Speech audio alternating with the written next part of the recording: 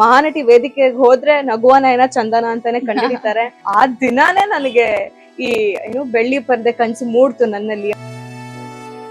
So ಮಹಾನಟಿಗೆ ಬರ್ಬೇಕು ಬಂದಿದ್ದು ಆ ಪ್ರಾಸೆಸ್ ಹೇಗಾಯ್ತು ಅಂತ. ಮುಂಚೆ ತುಂಬಾ ಆಡಿಷನ್ಸ್ ಕೊಟ್ಟಿದ್ದೆ, ಕೌಂಟು ಇಲ್ಲ ನನ್ನ ಅಷ್ಟು ಕೊಟ್ಬಿಟ್ಟಿದ್ದೆ. ತುಂಬಾ ಟೈಮ್ ತಗೊಂಡೆ ನಾನು ರಿಕವರ್ ಆಗಕ್ಕೆ. It's been 2 years. End of the day I know what the mistake was, ಅಥವಾ ಎಲ್ಲಿ ನಂದೇ ತಪ್ಪು ಅಂತ ನನ್ಗೆ ಅನ್ಸುತ್ತೆ. ನಿಮ್ಮ ಒಂದು ಪಾತ್ರ ಸಿಕ್ಕಾಪಟ್ಟೆ ವೈರಲ್ ಆಗಿತ್ತು. ಹೌದು. ಸೊ ಇವತ್ತಿಗೂ ಅದ್ ನಿಮ್ಮನ್ನ ಹೇಗ್ ಕಾಡುತ್ತೆ? ಆಕ್ಟ್ ಮಾಡ್ತಿದ್ದೆ, ಆಡಿಷನ್ಸ್ ಹೋಗ್ತಿದ್ದೆ, ಜನ ನನ್ನನ್ನ ಅಷ್ಟು ದೊಡ್ಡ ರೀತಿಯಲ್ಲಿ ನೋಡಿರ್ಲಿಲ್ಲ ಅನ್ಸುತ್ತೆ. ಹಾಯ್ ಹಲೋ ವಿಜಯ ಕರ್ನಾಟಕ ವೀಕ್ಷಕರ ಎಲ್ರಿಗೂ ಹಾರ್ಟ್ಲಿ ವೆಲ್ಕಮ್. ನಾನು ನಿಮ್ಮ ಕಾವ್ಯ ಕೃಷ್ಣಮೂರ್ತಿ. ನನ್ ಜೊತೆ ಇವತ್ತು Mahanati season 1 semi finalist Chandana Gowda ಇದ್ದಾರೆ. ಒಂದು ಒಳ್ಳೆ ರೀಸನ್ಗೆ ನಮ್ಗೆ ಸಿಕ್ಕಿದ್ದಾರೆ. ಸಿನಿಮಾ ಮೂಲಕ ನಿಮ್ಮೆಲ್ಲರನ್ನ ಎಂಟರ್ಟೈನ್ ಮಾಡೋದಕ್ಕೆ ರೆಡಿ ಆಗಿದ್ದಾರೆ.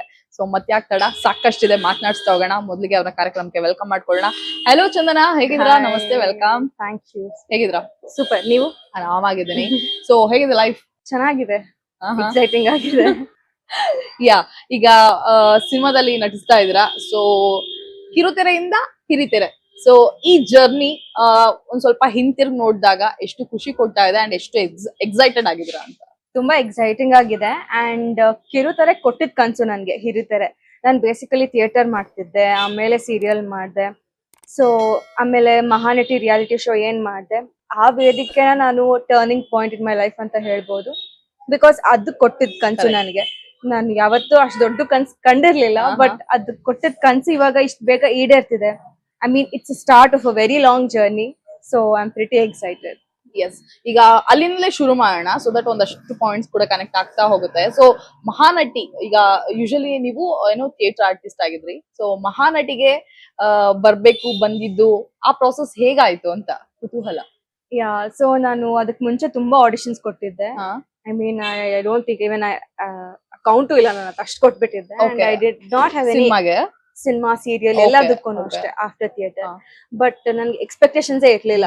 ಐ ರಿಮೆಂಬರ್ ನಮ್ಮ ಮನೇಲಿ ಟಿವಿ ನೋಡ್ತಾ ಇದ್ರು, ಅವಾಗ ಸೈಡ್ ಅಲ್ಲಿ ಏನೋ ಬಂದಿತ್ತು, ಅದು ನಂಬರ್ಗೆ ಸೆಂಡ್ ಮಾಡಿ ಪ್ರೊಫೈಲ್ ನ ಮಹಾನಟಿಗೆ ಅಂತ. ಸುಮ್ನೆ ಎಫರ್ಟ್ಲೆಸ್ ಆಗಿ ಸುಮ್ನೆ ತಗೊಂಡ್ ಹೋಗ್ಬಿಟ್ಟು ಕಳ್ಸಿದ್ದೆ.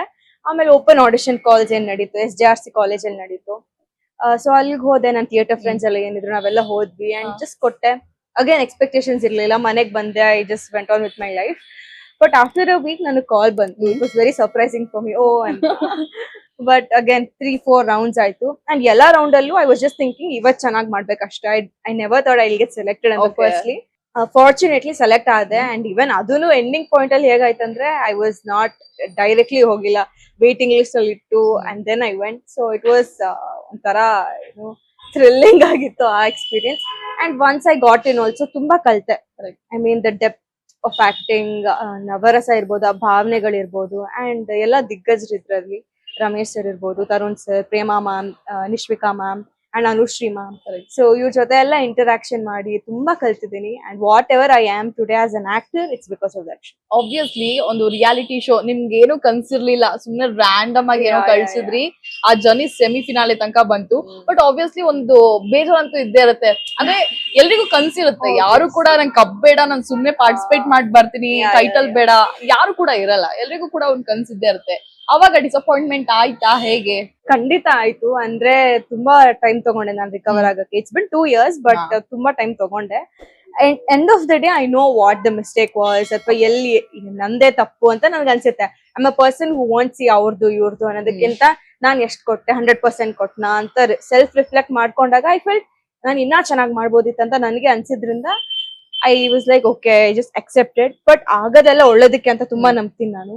ಅಂಡ್ ಅವತ್ತು I didn't win or I didn't go to the finals, it is for a good reason. And future ಅಲ್ಲಿ ಗೊತ್ತಾಗುತ್ತೆ ವೈ ಇಟ್ ಡಿಡ್ಂಟ್ ಹ್ಯಾಪನ್ ಅಂತ ನಂಬ್ತೀನಿ ನಾನು. So nice. ತುಂಬಾ ಚೆನ್ನಾಗಿ ಹೇಳಿದ್ರಿ. ಓಕೆ, ಅದಾದ ನಂತರ ಅಗೇನ್ ನೀವು ಸೀರಿಯಲ್ ಮೂಲಕ ಮತ್ತೆ ಎಲ್ಲರನ್ನು ಎಂಟರ್ಟೈನ್ ಮಾಡಕ್ಕೆ ಬಂದ್ರಿ. ಸೊ ಅದು ಕೂಡ ಒಂದು ಒಳ್ಳೆ ಜರ್ನಿ.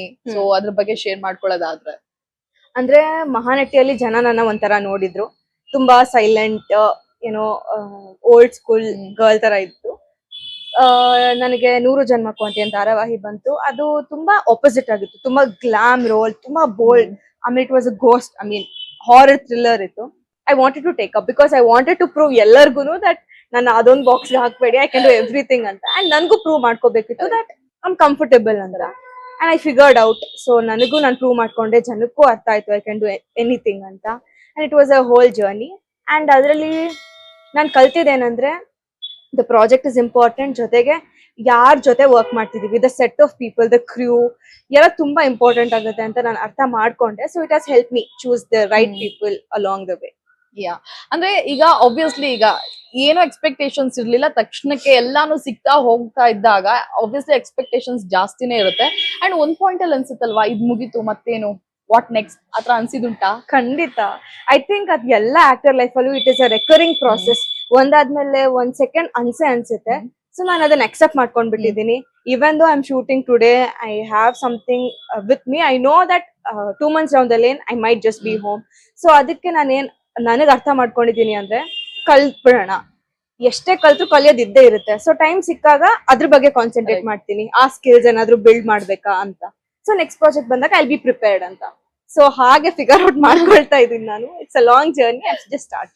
ಎಸ್, ಇನ್ನು ಮಹಾನಟಿ ಅಂತ ಬಂದಾಗ ಲೈಕ್ ಕೆಲವೊಂದು ಪಾತ್ರಗಳಷ್ಟೇ ಸಿಕ್ಕಾಪಟ್ಟೆ ವೈರಲ್ ಆಗ್ತಾ ಇದ್ವು.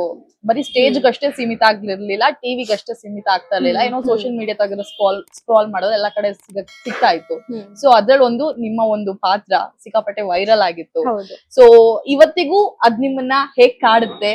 ಇವತ್ತು ಬಹುಶಃ ಲೈಕ್ ನೀವ್ ಎಷ್ಟೇ ಪಾತ್ರಗಳು ಮಾಡಿದ್ರು ಮೆಮೊರೇಬಲ್ ಆಗಿ ಉಳಿಯೋದು ಕೂಡ ಕೆಲವೊಂದು. ಸೊ ಅಂತದ್ರಲ್ಲಿ ಅದೊಂದು ಅಂತ ನಾನ್ ಅನ್ಕೋತೀನಿ. ಸೊ ಅದ್ರ ಬಗ್ಗೆ ಹೌದು, ನಾನು ಒಂದು ಸಾಂಗ್ ಪರ್ಫಾರ್ಮ್ ಮಾಡಿದ್ದೆ, ನಗುವ ನಯನ ಅಂತ. ಸೊ ಅದು ತುಂಬಾ ಚೆನ್ನಾಗಿ ಅಕ್ಸೆಪ್ಟ್ ಮಾಡ್ಕೊಂಡ್ರು, ಜನ ಇರ್ಬೋದು, ಜಡ್ಜಸ್ ಇರ್ಬೋದು, ತುಂಬಾ ಚೆನ್ನಾಗಿ ಅಕ್ಸೆಪ್ಟ್ ಮಾಡ್ಕೊಂಡು ಈಗ್ಲೂ ನನ್ನನ್ನ ಮಹಾನಟಿ ವೇದಿಕೆಗೆ ಹೋದ್ರೆ ನಗುವ ನಯನ ಚಂದನ ಅಂತಾನೆ ಕಂಡಿಡಿತಾರೆ.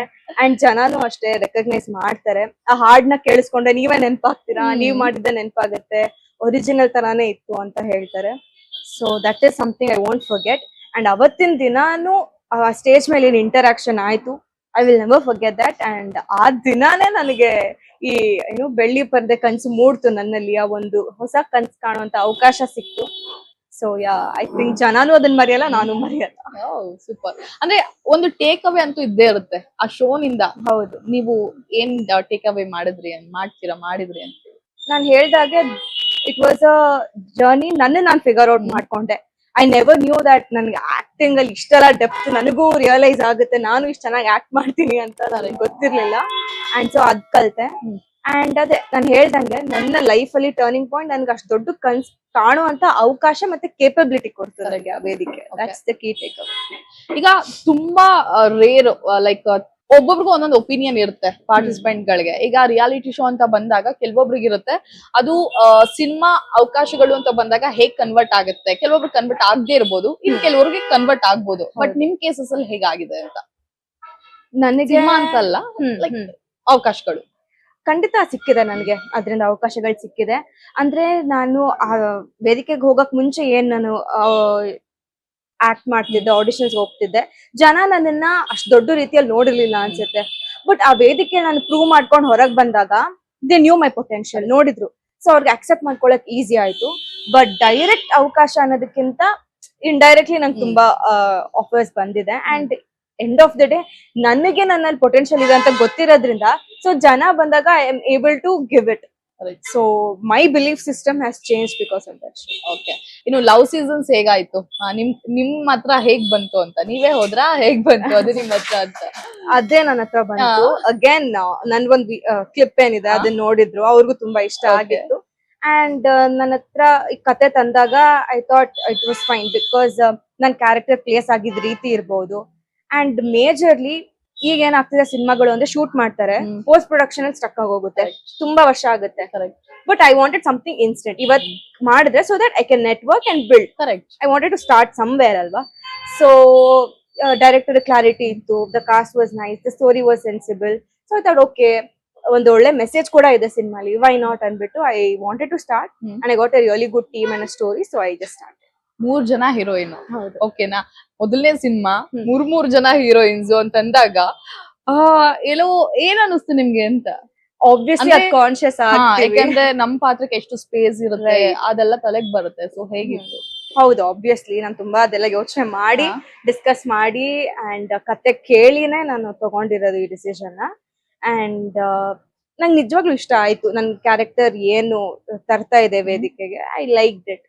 ಸೊ ಅದೆಲ್ಲ ಡಿಸ್ಕಸ್ ಮಾಡಿ ಡೈರೆಕ್ಟರ್ ಜೊತೆ ಪೂರ್ತಿ ಕ್ಲಾರಿಟಿ ಇಂದ I took up the project. Okay, ಇನ್ನು ಫೈನಲ್ ಆಗಿ ಸಿನಿಮಾ ರಿಲೀಸ್ ಗೆ ರೆಡಿ ಆಗಿದೆ, ಬರ್ತಾ ಇದೀರಾ ಜುಲೈ 3 ಗೆ. ಸೊ ನಮ್ಮ ಆಡಿಯನ್ಸ್ ಗೆ ಏನ್ ಹೇಳ್ತೀರಾ ಚಂದನ?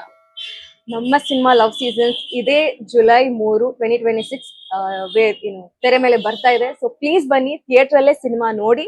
ಅಂಡ್ ನಮ್ಮ ಸಿನಿಮಾ ಅಲ್ಲಿ ಒಂದು ಕೀ ಟೇಕ್ ಅವೇ ಅಂದ್ರೆ, ನಿಮ್ಮ ಲೈಫ್ ಅಲ್ಲಿ ನಡೆದಿರುವಂತ ಒಂದಲ್ಲ ಒಂದು ಘಟನೆ ಖಂಡಿತ ನೆನಪಾಗುತ್ತೆ. ಅಂಡ್ ಅದನ್ನ ನೀವು ಮನೆಗೂ ಹೋಗಿ ಮೆಲ್ಕ್ ಹಾಕ್ತೀರಾ, ಅದು ಗ್ಯಾರಂಟಿ ನಾನ್ ಕೊಡ್ತೀನಿ. ಸೊ ಪ್ಲೀಸ್ ಬನ್ನಿ, ಥಿಯೇಟರ್ ಅಲ್ಲೇ ನಮ್ಮ ಸಿನಿಮಾನ ನೋಡಿ.